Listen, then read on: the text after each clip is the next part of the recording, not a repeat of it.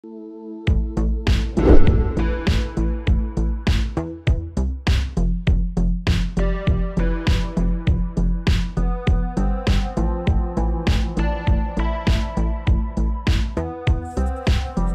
друзья! Сегодня мы отправляемся в путешествие по Колорадо.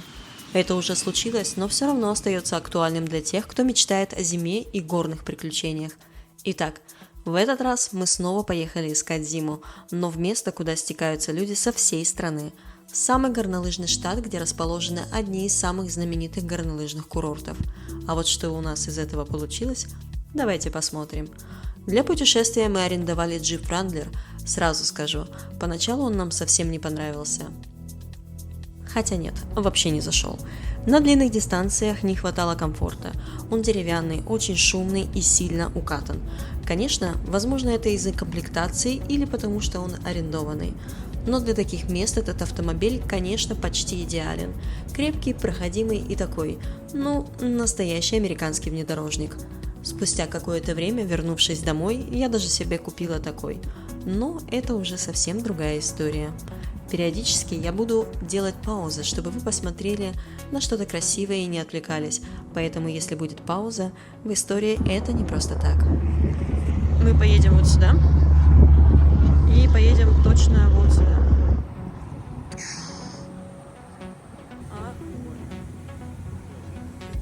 Мы выбрали для отдыха уютный городок Woodland Park, который идеально подходит для нашего плана.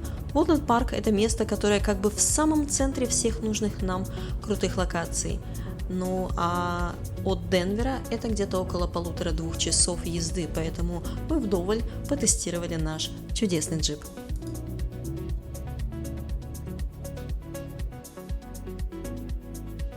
Впервые в жизни у меня такая херня. Еду на машине 70 и меня сейчас гоняют.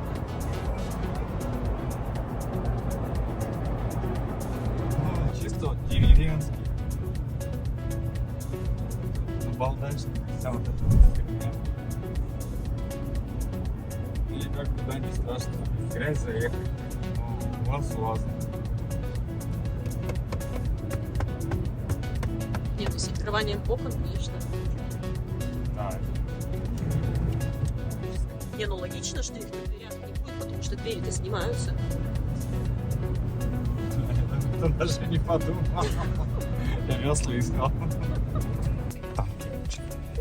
Вот точно так же. Сейчас он на 2 ВД, 4 Хай. Ручной. Все. Да, подносишь. Домик. Ты видишь? Вижу. Собаку. Вообще все сам будешь.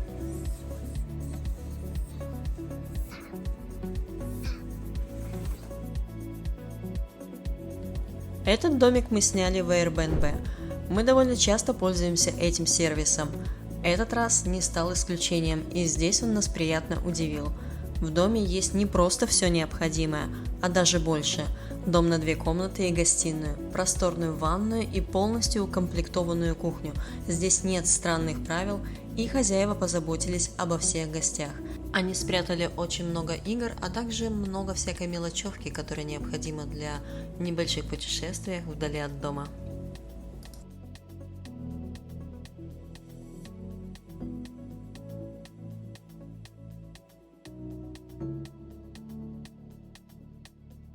Просто ты открываешь как бы первую штуку, детка. Папа? Давай, как ты это делаешь?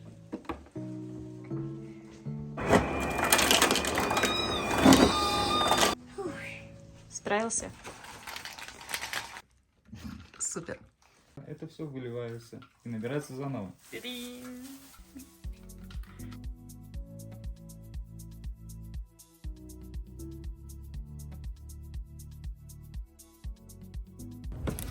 Человек решил почистить снег.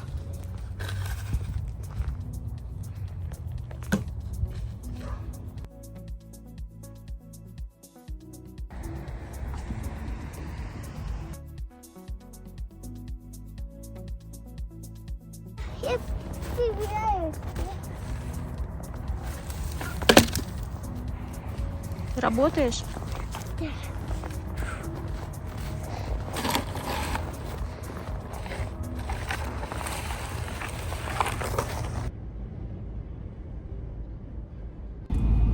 Кто там носу ковыряется?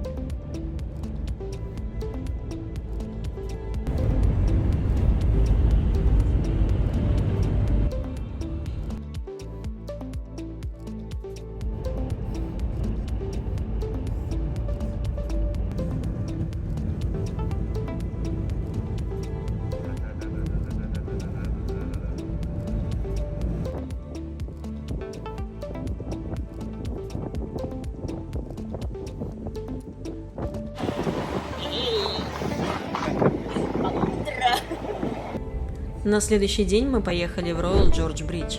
И это не просто мост, а одно из самых зрелищных мест США. Роял Джордж – это огромный природный каньон, который прорезает река Арканзас. С высоты моста, который находится на высоте 321 метр, открывается потрясающий вид на каньон, глубина которого местами достигает 500 метров. Мост был построен еще в 1929 году и долгое время был самым высоким подвесным мостом в мире. Его длина 400 метров и еще с таким невероятным видом. Мы успели посмотреть буквально все. И реку, и каньон, но нас застал сильный ветер, и вам даже не представляется, как 400 метров моста превращаются в качели. Это было немного жутковато. К сожалению, из-за этого закрыли фуникулеры, что было обидно. Однако, несмотря на все современные достижения в инженерии, Роял Джордж Бридж остается одной из самых популярных достопримечательностей штата. Кстати, его построили не для стратегических целей, а именно для развлечения, что довольно интересно.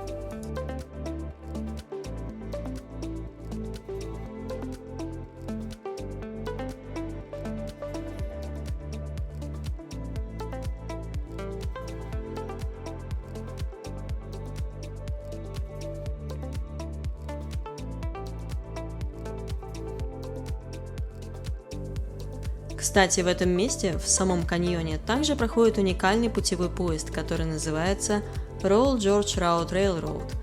Этот поезд идет прямо через каньон. Вы только представьте, на котором мы только что были сверху. Это место называют вратами королевства. Этот канал был сформирован рекой миллионы лет назад, один из самых глубоких на западе США. Этот поезд работает с 1880 года, и раньше он использовался для перевозки угля и золота. Причем поезд буквально едет прямо внизу моста. Вы только представьте, как это выглядит.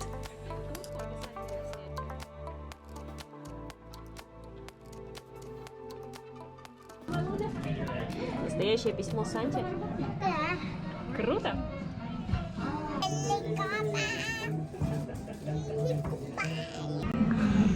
Давайте, что вы делаете сегодня вечером? Катаюсь на поезде. Расскажите подробнее об этом поезде.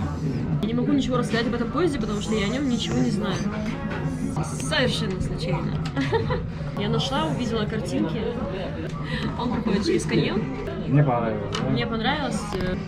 И к нам кто-то придет в гости.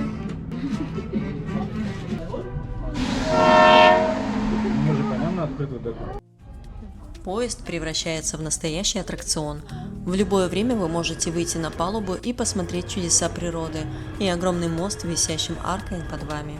Еще вы можете согреться у бара теплыми напитками. А главное, в этот день он был украшен в рождественскую тематику. И знаете что? В поезде появился сам Санта. И это было очень весело, особенно для ребенка. А теперь я предлагаю просто посмотреть.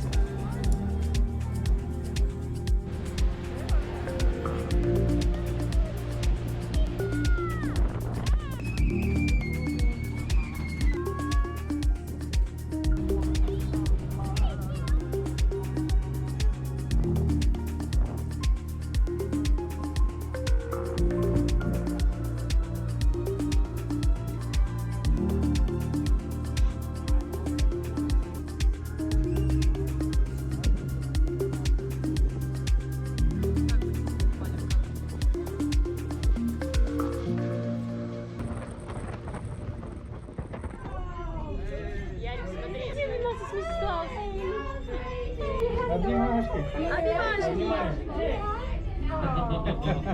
you for the hi, Dee. And Happy New Year, and I hope to see you again. And thanks for riding with us today. Where are you from? Russia?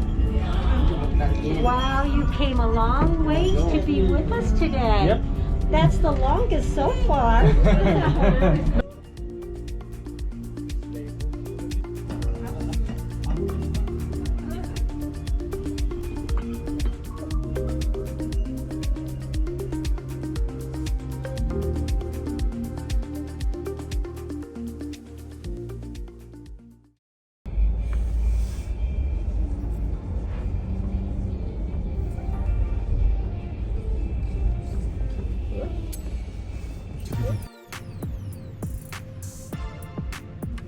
На следующий день мы отправились на Pikes Peak Coke Railway, чтобы подняться на вершину горы Pikes Peak. Это одна из самых старых фуникулерных железных дорог в США, и поездка на ней – это классика.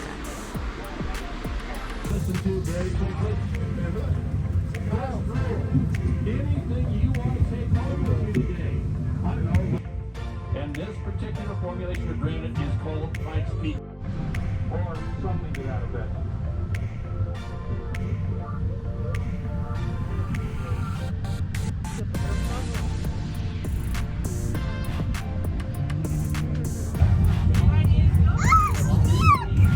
Немножко, да, есть. This is where John says their two children and their two dogs, Bruno and Sparky, live. С его вершины открывается сумасшедший вид на Колорадо Спрингс. Но в этот день нас настиг снежный шторм, и мы не смогли насладиться потрясающими видами, как планировали. На высоте более 4000 метров видимость была нулевая. Кстати, если вы захотите подняться на Pikes Peak, то есть еще одна крутая альтернатива – Pikes Peak Highway. Это автомобильная дорога, которая вьется по склонам горы и ведет прямо на вершину. Эта дорога длиною около 19 километров, и она крутая не только по своей трассе, но и по истории. Она была открыта в 1915 году и сразу же привлекла внимание автогонщиков. Теперь на ней регулярно проводятся знаменитые гонки Pikes Peak International Hill Climb. Это зима. Это называется зима. Нравится зима? Нет. Как мне не нравится.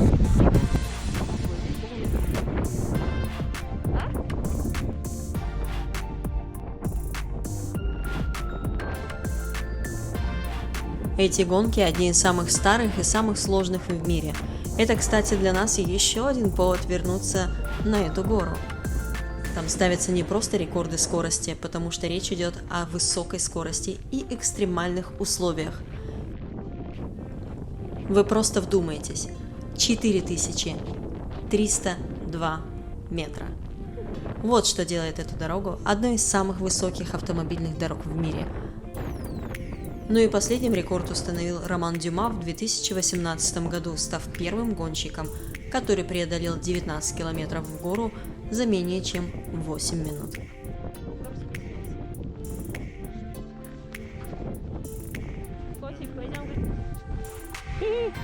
Я дошла до таблички.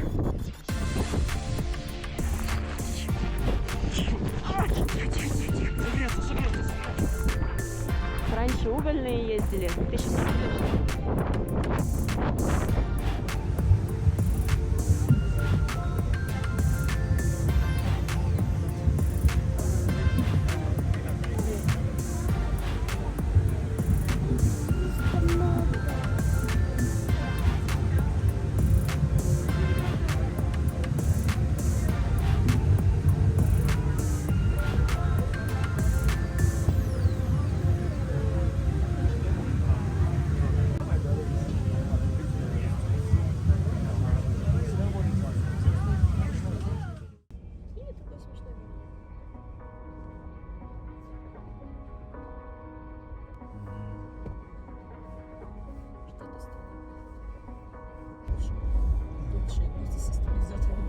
Ну а дальше мы поехали в Garden of the Gods. Это место, которое просто невозможно не полюбить. Огромные красные скалы, которые словно вырезаны. Эти скалы не просто красивые, они древние. Возраст этих скал более 300 миллионов лет. И если вы любите кино, Вам будет интересно, что здесь снимали сцены для таких фильмов, как «День независимости» и «Трансформеры». А по моему фильму из Чикаго, думаю, понятно, что мы любители подобных мест.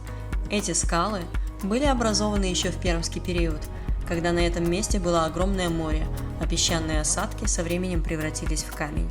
Мы, как истинные жители Калифорнии, отправились на хайк.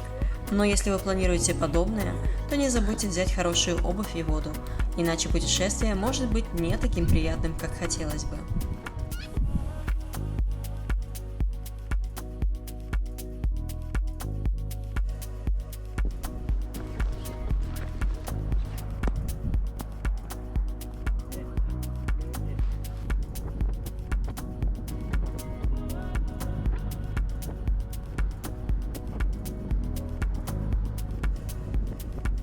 На территории национального парка расположен отель и ресторан, а также большой павильон, где собрана вся интересная информация для вас и для ваших детей.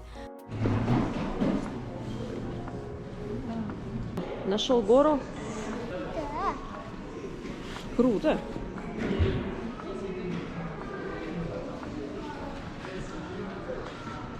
Театр. Куда выберешь сесть? Color comes from the feldspar and various iron minerals. Let's see if we can bust out of here by traveling forward a few. А на следующий день нам немного не повезло, потому что весь день шел снег и все мероприятия были отменены. Поехали давать угла на джипе. Вот видите, здесь все перерыто.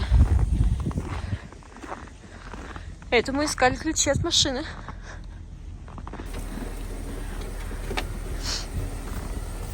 Соскучился чистить машину? Конечно. Главное, хоть щетка есть. Крышу снять не хотите? Да нет, спасибо. Не очень хочется.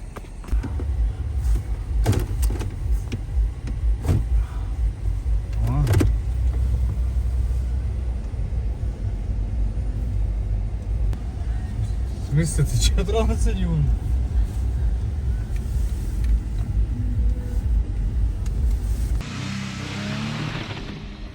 Так как это был праздничный день, большинство запланированных мероприятий было закрыто. Собственно, это все, что нужно знать о том, как я планирую. Но, несмотря на это, мы все равно круто провели время. Так что, если соберетесь, то не забудьте заранее проверить, что работает, а что нет. За время путешествия мы научились находить выход из любых ситуаций, вне зависимости от обстоятельств и погоды. А в данном случае мы просто вышли из дома. И просто дали ребенку время порезвиться в снегу, который он не видит в Калифорнии. Собственно, цель нашего путешествия найти снег была выполнена.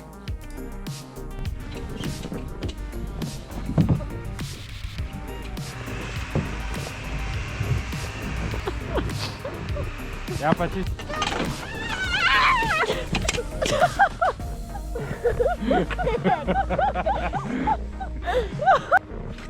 Каждое путешествие превращается в приключение и наоборот. Не стоит думать, что для поиска новых эмоций нужно улетать на другой континент. Достаточно просто выбраться из дома, а там как карта ляжет. Разбитые планы никогда не должны быть поводом плохого настроения, поэтому просто делаем поправку на ветер. И это то, что мы делаем каждый день.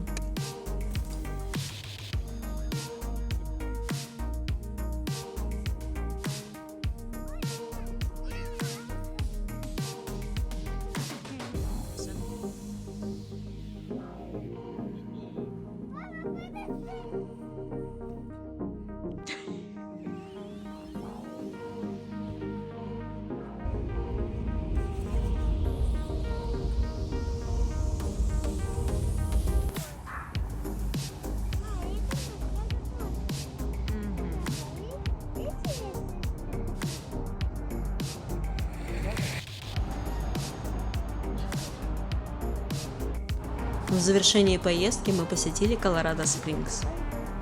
Маленький, уютный городок с крышесносным видом на горы. Про него, к сожалению, ничего не расскажу, потому что основную культурную программу мы выделили на горы. Ну, или почти горы. Могу сказать одно, что это не последняя наша поездка, поэтому кто знает, Может, и в этом городе спрятано нечто интересное. Что же можно сказать о поездке в Колорадо? Эта поездка для нас стала настоящим открытием. Колорадо – это не просто горы, каньоны и невероятные виды. Это место, где можно найти место для отдыха на любой вкус. Мы побывали в самых красивых уголках штата, но не увидели даже половины. Однозначно, если вы ищете место для зимних каникул, Колорадо – это идеальный выбор. Мы точно вернемся сюда снова. И, возможно, даже летом, потому что летом здесь спрятаны совершенно другие истории. В аэропорту Денвера все возвращались домой, поэтому он был переполнен. И еще одна заметка вам, на что нужно обратить внимание. Из-за переполненности возможны долгие очереди и вовсе переносы рейсов. Планируйте, пожалуйста, свой отдых грамотно. Пока мы ждем самолет и мечтаем о новой поездке, не забудьте поставить лайк, подписаться на канал и нажать колокольчик. Или как здесь принято. До встречи!